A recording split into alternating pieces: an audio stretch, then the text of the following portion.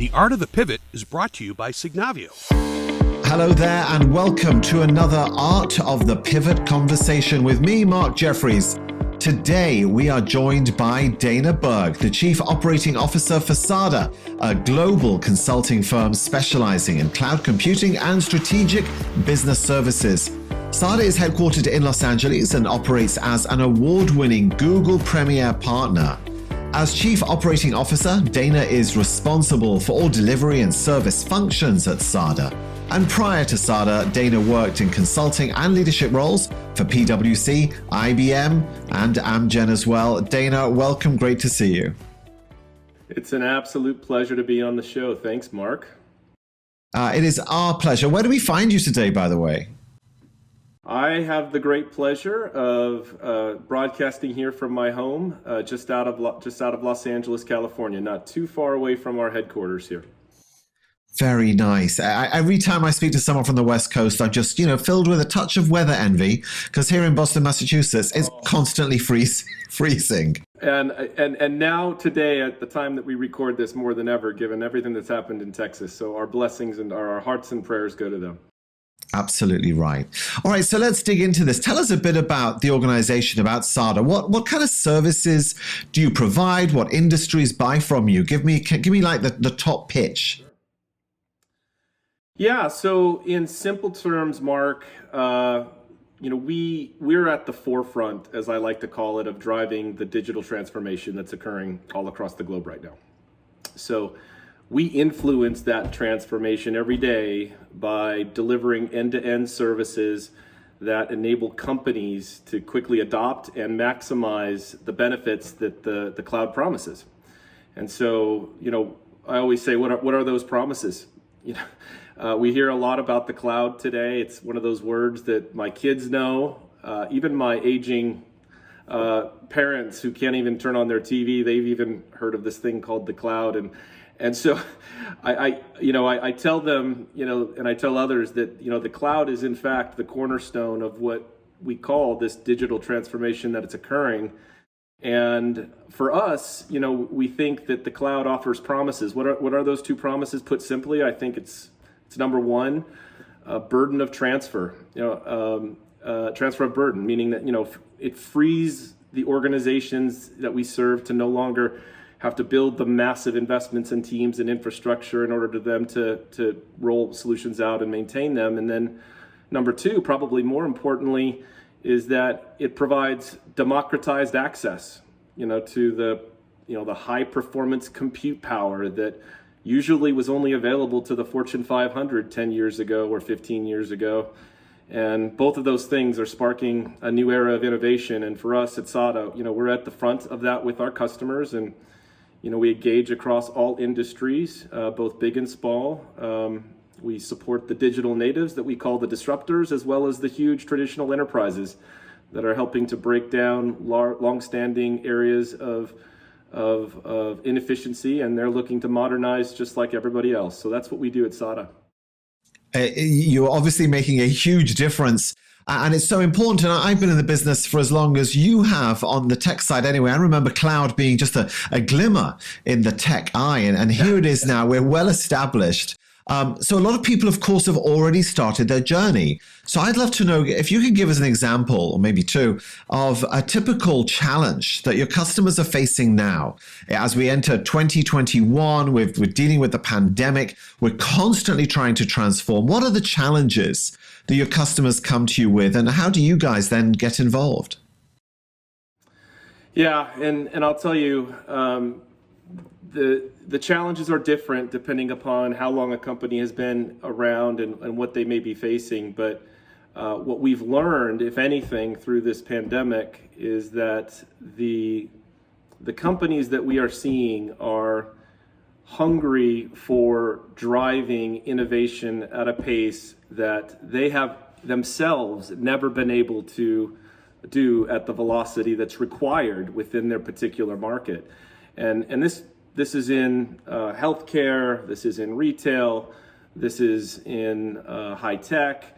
Our customers right now have certainly realized that their ability to be agile and be efficient is of paramount importance, especially during what can often be unpredictable times. And so, our customers are coming to us every day when they might have a greenfield new idea that they need to take to market, and they want to understand which cloud provider is the best. We have an answer for that, which we'll probably talk about. And we help them make that a reality by providing laser-focused SEAL team engineers to be able to make that vision a reality. Or we might have customers that are just weighing down and have this burden of cost and sluggishness. They may have 4 or 5 or 6 data centers that are costing them lots of money, and they need to get into a more hyperscale environment to where that is being efficiently run, and they can turn the knobs on creating the type of scale and speed that they need on a second's notice. And so our teams are the ones that are there at the beginning, providing professional services, and then of course staying with them for many, many years to follow to help them maximize and optimize that investment that they're making. Do you think that the pandemic, which in many ways has proven to be a catalyst for some of the things that were going to happen anyway, do you think it's changed the way people look at their own agility and look at their own tech setup and make these key decisions? Yeah, I'm telling you, without a shadow of a doubt. I deal with and talk with customers on a daily basis that are trying to figure out exactly, how could they have responded to this faster? And God forbid if there's another one, how can they be set up in order to create their infrastructure and their IT investments work harder for them? So, having been in this business a long time, Mark, I know you have too. Sometimes people ask me, have the IT projects gotten bigger? Have they gotten more complex as a result? Have they? Is there something different that's spawned, in this, pandemic that's forced our customers to change the nature of the IT project? Not really, but what has changed is this, sense of timing and sense of urgency. And so, now more than ever, they see that they need to swivel and pivot, as this podcast is titled, fast. And so, so budgets have increased and work has increased for us, but it's been in the spirit of trying to be faster and quicker, and I think that's what the pandemic has heightened more than anything else. And I want you mentioned it before, but the cloud provider that you work with, you've aligned yourself very tightly with Google. If my information is right, and I could be wrong, so please correct me, you used to also partner with the likes of Microsoft, but now it's all Google. Could you talk about that? Why Google? What does it mean for a company to go ahead and maximize the value of Google Cloud? Yeah. Well, one of the reasons why I was anxious to come on here is because of the name of your show, Art of the Pivot. We here at SADA actually subscribe to many of the beliefs of Simon Sinek, and he has a similar term which is called being able to make a bold existential flex. And that's doing something radically different in your business model with an aim towards improving your ability to meet your just cause. For us, our just cause is very simple. We're here to maximize the performance of the organizations we serve. And so, 2 years ago, we did that existential flex. We did that after having been around for 20 years and had a Microsoft business and a Google business. We looked at ourselves and we said, what do we need to do right now to further our just cause? So it ended up arriving at the decision to sell off that Microsoft business and be 100% aligned to Google. And I ask myself, and I get asked all the time, why did we do that? I think there's a couple of reasons. One, alignment of values. For us at SADA, it's very important for us to be loyal. Loyalty is a big thing that we preach inside our walls and outside our walls to our customers and to our employees. We wanted that loyalty to transcend into our partnership. And I wanted, in truth, we wanted to create a degree of focus, a focus for our people, such that our customers knew exactly who we were and who we were not. It creates a marvelously simple business model when we can do that, especially at a time when many other businesses in our space were doing the other direction. They were casting the net wide, trying to be cloud agnostic. And that existential flex was good across all those other reasons, but it also put us in a category of one, which allowed us to maximize our own impact. Now, let me pause you for Google. Yeah. I was going to pause you for a second. When organizations make a big bet like that, it's called a big bet because there is an element of risk. So do you remember at the time when you guys made the decision, were you concerned that there was some degree of risk? You might lose some customers. It might not go the way you wanted. And when you have to deal with risk like that, when it comes to a big flex, a big bet, how difficult are the conversations? Well, I think with anything that we do of that magnitude, yes, there are risks. Listen, we were departing a business that we were in for 18 years, and when you do that, there's a degree of are we doing the right thing? I think anytime we as a leadership team make decisions like that, we certainly weigh the economics of those decisions, but more importantly, we weigh the cultural impact that it's going to have on our people, and we use our customers as the litmus test for assessing whether that decision is right or wrong. We have to rely on our customers' view.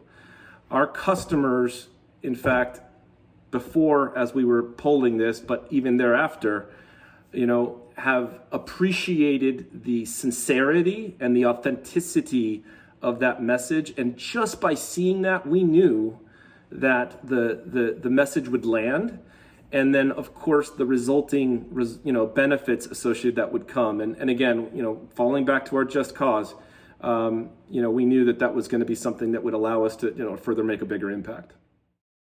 And you were going to make a comment about Google itself. Obviously, you chose this particular organization. Google, we all know who Google is, and they are a massive player in this space. And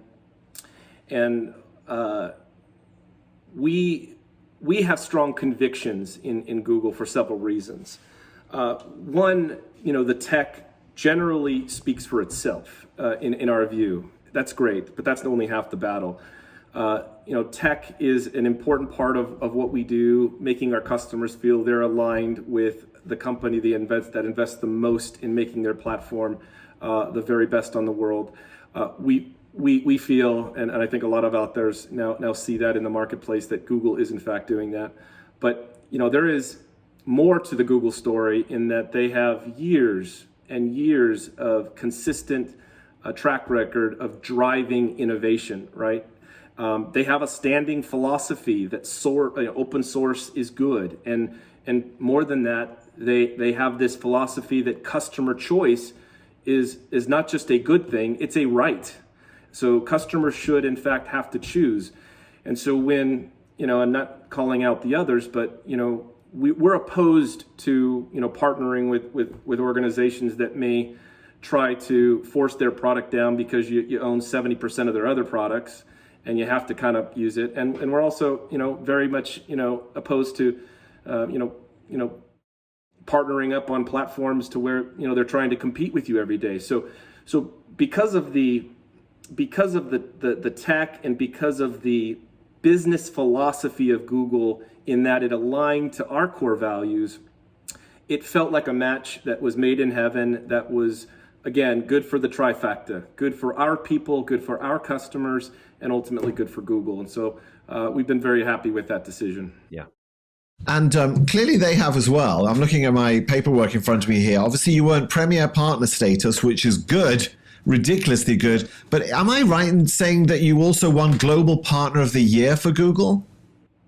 Yeah, a couple of times over, and probably again. Okay, give us the, what are the keys? How does one do that? I think, Mark, that,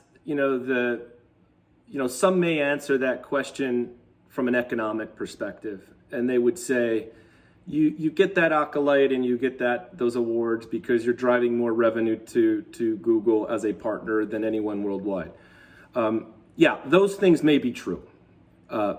That's not, in my view, why we win these awards. We win these awards because we are the first to the table before products come out. We trial them. We invest more than I think anybody. We will do almost anything for our mutual customer between Google and us, and we will prove that month after month after month after month. And I think it's those things that actually are the difference makers that would want someone like Google to award us and give us the accolades that they do consistently year over year. That loyalty factor that I mentioned is a big part of it. There's a trust factor that, when you're talking to us and or Google, you're going to hear the same story. You're going to hear a consistent message, and we're going to use the power of both SADA and Google to do whatever it takes to get those customers across the finish line and be successful. And I think that's a powerful business proposition for Google, and we're thankful that they continually seem to recognize that. Very cool. And how it happens, of course, is because of you and your team. You have a very successful team. You drive them, you guide them. I hope and trust that you inspire them. Anything you would share about how you set up your team and how you keep them on point? Yeah, we spend an insane amount of time, Mark, on developing an exceptional culture. I feel like I might be the only COO in the world that uses the term. People are probably sick of hearing it. People over profit, impact over EBITDA. We believe that. We obsess over it. We do everything that we can to embrace the humanity and the diversity of our workforce and highlight the skills, the contributions that every one of our team members make. And that, we talk about that in the boardroom much before we talk about the dollars and the cents that come through the P&L. I think our people feel that. We organize our people into various divisions that I think are well aligned to make sure that they feel a level of focus and a degree of accountability of the business so that they feel like they have ownership. And so, we organize, our pre-sales engineering functions to really drive and make sure that the pre-sales experience is exceptional. We have a pro-serve division that is great at making sure that these projects are executed to high standards. And then probably more importantly, the biggest function is our customer care and success functions. And their whole mission in life, Mark, is do our customers absolutely love us, and do they care for us, and are they getting up every day and giving us NPS scores that would want them to refer us to other people. We watch that like a hawk. Our people watch like a hawk, and I think there is a shared consciousness and awareness of the excitement that's going on here that our people are thrilled about, and I think that's what keeps them motivated. No, absolutely. Our time is almost out, but I wanted to ask you a couple of final questions. The first one really is I want you to put your futurist hat on. You are in contact with so many different organizations, with Google as well. Where do you see the next big steps? There are relentless leaps as we continue to transform ourselves in the industry. What might be coming down the road as we head through 21 and into 22? Yeah. So much more progress. Like I said, I think we're in the era of innovation right now, tapping into the horsepower and capabilities of compute and AI and machine learning that, large in part up until now has not been available to the masses. Only the elite could have had a chance at being able to do some of that. Latest estimates is, I think it's 8 or 9% of companies feel like are even, halfway through their digital transformation journey. So there's a lot more work to be done. I think the real test over the next few years is really seeing if the institutional enterprises that we have come to know and love over the last 20, 30, 40 years that are still dominant, can they and will they adapt to account for the disruptors that can gain access to this same capability and take them on? I think they will. I think they can. I think we're seeing that at a pace more than anything. So I think we're going to need to see in the years to come, and certainly, here at SADA, we're always here to help, making sure that those that are at the top stay there, and those that are disruptors can do everything that they can to really change the game. And I think, in truth, I think the story is yet to be told, but we're just getting started. It is a game of survival and success, and I'm delighted that organizations such as yours are there to hold people's hands and to show them the way. Dana Berg, thank you so much for a fascinating conversation. Hey, Mark, thank you. Anytime. I appreciate it. The Art of the Pivot is brought to you by Signavio.